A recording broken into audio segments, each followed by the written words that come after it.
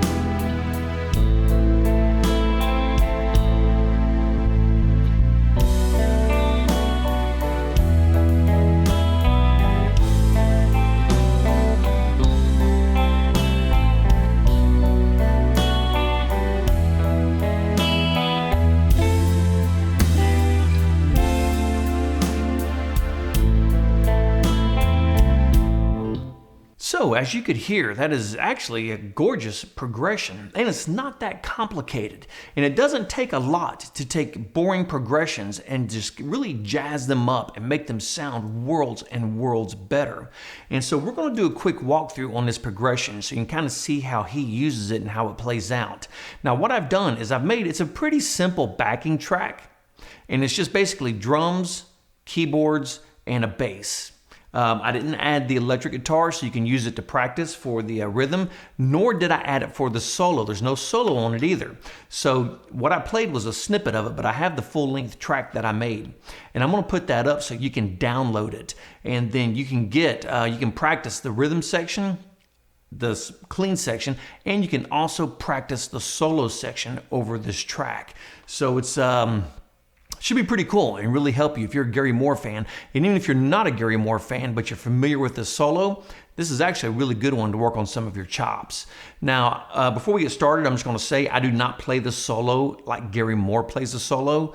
And what I mean by that is I am not in a tribute band. So when I play guitar solos, I play the integral parts of the guitar solos. But then I kind of do my own thing for the rest of the solo because I'm not Eddie Van Halen, so I don't want to play solos like Eddie Van Halen. I'm not Gary Moore, so I don't want to play solos like Gary Moore. I'm going to take their key parts, but I'm going to play the solo like Trace Taylor. And Gary Moore and I have vastly different styles, being that he's a big blues player and I'm not. For instance, this blues lick, this. I never use that in anything, ever. I am not a fan of that lick. I don't like the way it sounds. And actually, to be honest, the only time I do use that lick is I think in Panama, because at the beginning of the solo, Eddie Van Halen does that. And that's an integral part to that solo, so that's the only reason why I do it. But other than that, I never use it in my own music ever. I'm just not a fan of a lot of those blues-styled licks like that. Even though I do like the blues, there's things I would do differently had I written the song originally. Not that I'm better. I'm not saying that. But everybody has their own style. And the point I'm making here is if you don't have your own style, this is a place to start getting it. Play the integral parts of the solo and then start doing your own thing in between those integral parts. Because at one point, you have to develop your own voice. You can't be a copycat of everybody else forever. You have to do your own thing. And I've said this before, and I'm going to sum it up again. Somebody asked Eddie Van Halen why he didn't play solo the way it was written. He said, because I'm not that person. I'm Eddie Van Halen. I hear it differently. And I agree with that 100%. So on that note, let's get this going. So the song starts off with a D minor. And I'm going to assume the song is in D minor. This could be in the key of C, and this could be a 2-5-1 progression because the very next chord is a G, then it goes to a C, which would be a 2-5-1. But I've never really looked. I've never seen tablature on it, and all the stuff that I do 99% of the time by ear. So it could be in D minor, but it could be in the key of C major and playing a 2-5-1 progression. Regardless, here are the chords. So it starts in a D minor. And it's a very simple picking pattern for most of the song. It's literally just straight up and down. Then we're going to go to a G major. And what I'm doing here is I'm going to pick the root and then the bottom 3 strings. Then from the G major, we're going to go to a C major 7. And now I'm going to pick strings 5 through 2. There's no reason to pick that bottom string on this chord. It doesn't really flow right with the rest of the chords. So just pick string 5 through 2. Then we're going to go to an F major 7 down here at the 3rd fret. Then when we get through the F major 7, we're going to jump up to a B diminished. And I said in the last video, don't be afraid of the diminished chords, because diminished chords are absolutely lovely. And what this is actually, this is a B minor 7 with a flat 5. And that is a beautiful chord. Then we're going to go to an E major 7. Then we're going to do this quick little walk up on the A minor. We'll go to the B, then grab a C. All right, so to that point, what are we doing? All right, so we're going to start with the D minor. And what we have here is our first finger, 1st fret, 1st string. Our second finger is in the 2nd fret, 3rd string. And our third finger is in the 3rd fret, 2nd string. The D is open, and we just pick straight through. Then we're going to jump down to the 3rd fret and play a G. Everybody knows how to play a G. You have the 2nd fret, 5th string, 3rd fret, 6th string, 3rd fret, 1st string. Even though I generally play it here and I add in this D right here. That's just how I've always played a G. So if you see me doing it and I say G, that's just how I play a G. So moving on from that, when we come out of the G, we are going to jump into a C major 7. And what we've got here is our first finger is on the 5th string in the 3rd fret. Our second finger is on string 3, fret 4, 3, 4. Our third finger is on 4, 5, 4th string, 5th fret. And our 4th finger is on 2, 5. And you just pick, like I said, 5 through 2. Just up and down. C major 7. Then we're going to go to an F major 7 here. And this one's really easy to fret off. First finger, we're going to be on 2, 1. Second finger, we're going to be on 3, 2. Third finger, we're going to be on 4, 3. And this bottom E string is open. And you just pick all the way through that. Then we're going to go to our B minor 7 flat 5. Fantastic chords. Now this may be a little hard to fret at first if you're not used to fretting this chord, because it's kind of an odd stacking. So, but on the first finger, we are at 5, 2. On the second finger, we're at 3, 2. On the third finger, we are at 4, 3. And on the your fourth finger, we're at 2, 3. And you pick, again, strings 5 through 2. Then we're going to jump down to an E major 7. And what we have here is our first finger is on 3, 1. Our second finger is on 5, 2. And what I'm doing here, just to kind of keep it in line with the song, is I'm picking that root E. Then I'm picking string 3, 2, 1. And this here is our E major here. This is what gives us our E major. Minor, major. Okay, and right here we have this quick little walk up on the A minor. And what I'm doing is I'm picking the root, and you can pick the bottom 2 strings, or you can pick strings 3 and 2. I go 3 and 2 because it just seems to fit better with the song. But what we're going to do is we're going to play the A minor, then we're going to reach up with our middle finger, and we're going to grab this B at the 5th string on the 2nd fret and play the same thing, which is going to be 5, 3, 2 on the picking. Then we're going to grab a regular C, and we're going to go ahead and pick through our pattern. So I'm picking 5, 3, 2, 1. And that is the entire first part of the song. So we have D minor to a G, to a C major 7, to an F major 7, to a B minor 7 flat 5, to an E major 7, to an A minor, then an A minor / B chord to a C. And then in the song, of course, that's the verse. And every time you play the verse, that's the section you will play. And then when we get to the chorus is pretty straightforward and simple. So we're going to jump down to the A minor, to an E minor, back to an A minor. Now here we're going to play a D9, so we're at the 5th fret. And what we're playing here is the first finger is on 4/4, second finger is on 5/5, third finger is on 3/5, and your fourth finger is on 2/5. That is a D9.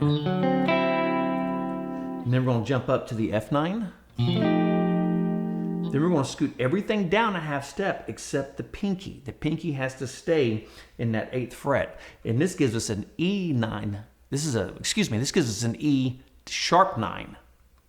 You can hear it, the F9, E sharp 9, then back to an A minor. All right, so again, the chorus goes A minor, E minor, A minor, to a D9, to F9, to an E sharp 9, back to an A minor. Okay, now we're stepping into the bridge, because the verse is always the same. The chorus is always the same. The only thing that changes is at the end of the first verse, where it goes to the B minor 7 flat 5, it'll go to the E. At the end of the second verse, it'll actually hold that. Then it'll just do these little staccato E hits. And that sets us up for the chorus. That sets us up for the chorus coming out of the second verse.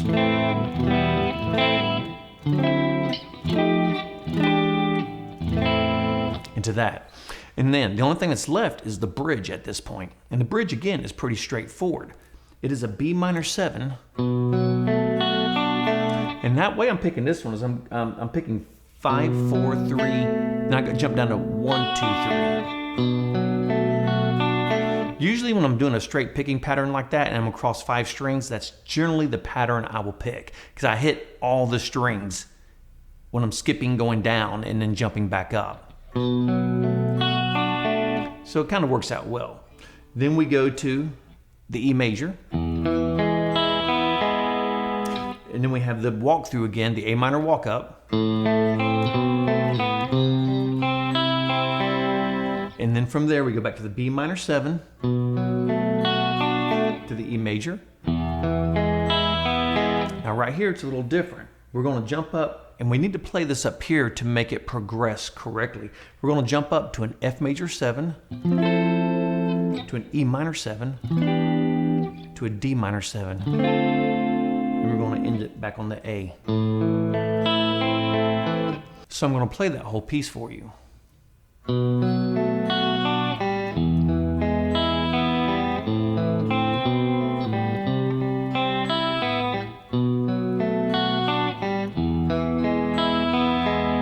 Then right here. And that's how we're going to end that, going back into the A minor. And then that brings us back into this part.